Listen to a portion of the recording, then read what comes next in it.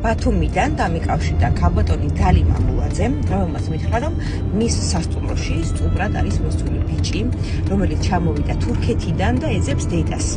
ამ ბიჭის ისტორია არის ესეთიო, 1996 წელს არის დაბადებული საქართველოში. დედა გაყვა წარმოშობით თურქს ცოლად და შემდგომ ქმართან ერთად წავიდა თურქეთში. რამდენიმე წლის მერე ცოლ-ქმარი ერთმანეთს დაშორდა.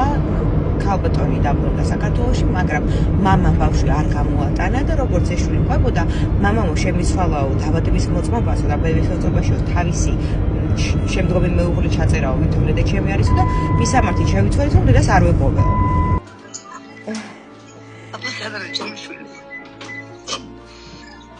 ამესი გორმე ხაზირმეს. გერ. ჩართულად სამწუხაროდ არ საუბრობს. გერგამთ. Thank you. I know.